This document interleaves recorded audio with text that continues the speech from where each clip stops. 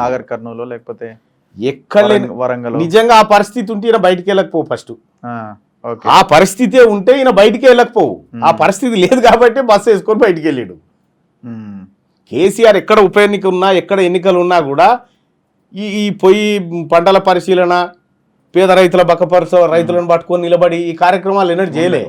కొంత వాతావరణం ఉన్నా చేయలే. ఇప్పుడు మొత్తమే లేదు కాబట్టి ఇప్పుడు బయటకు వచ్చి బస్సు వేసుకొని తిరుగుతా ఉన్నాడు. అంత మిక్కిలి ఏం లేదు కేసీఆర్ దగ్గర. మన టీవీ9 డిబేట్ చూసి ఉంటారు కదా మీరు, చూసినా ఎట్లా అనిపించింది?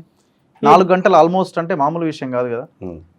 అంటే అది టీవీ9 డిబేట్గా కాకుండా ఏదన్నా చౌరస్తా మీద పెట్టి నిన్ను నన్ను 10 మందిని పిలిస్తే బాగుంటుండే, అది డిబేట్ ఉంటుండే. ఆయన కూడా పాపం ఏదో క్వశ్చన్ అడగబోయిండు, ఆపి అనేసరికి మళ్ళీ బ్రేక్ లేదో తిట్టినట్టున్నాడు. అంటే విషయం ఇంకో గమ్మత్ ఏంటంటే, రజనీకాంత్ గారు అడుగుడు ఈయన అబ్జర్వ్ చేసుడు ఎట్లుంటుందంటే, తెలంగాణలో ఉన్నటువంటి ప్రతి పోరాటంలో, ఉద్యమంలో, అభివృద్ధిలో, అడుగుజాడల్లో మీ ముద్ర ఉందనని ఇట్లా అని స్టార్ట్ చేస్తాడు ఈయన. క్వశ్చన్, మీ మంచి క్వశ్చన్ అడిగిరండి అని అంటాడు. మంచి క్వశ్చన్లా చెడ్డ క్వశ్చన్లా ఏందనేది రజనీకాంత్తో టీవీ9 స్టూడియోలో కూర్చుంటే కాదు.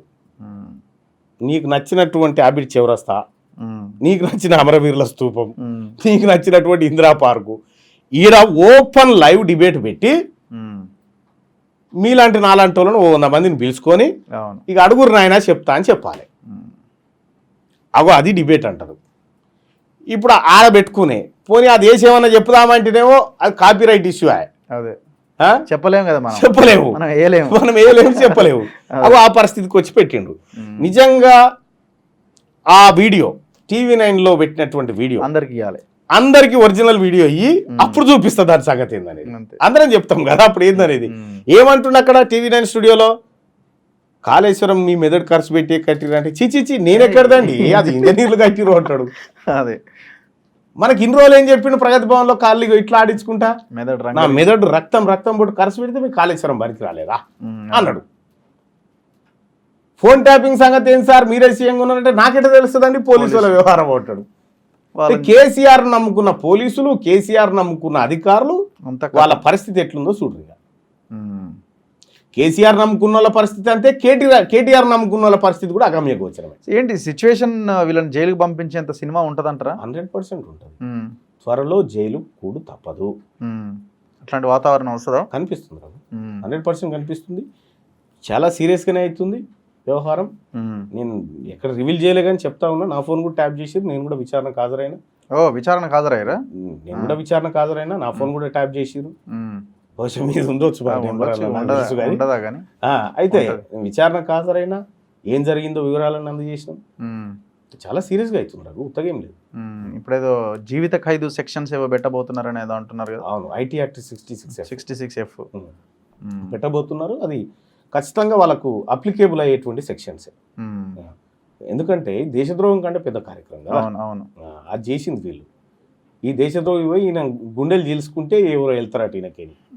గుండెలు తీసుకుంటే గుడుంబు వెళ్తుంది కేసీఆర్ గుండెలు చీలిస్తే.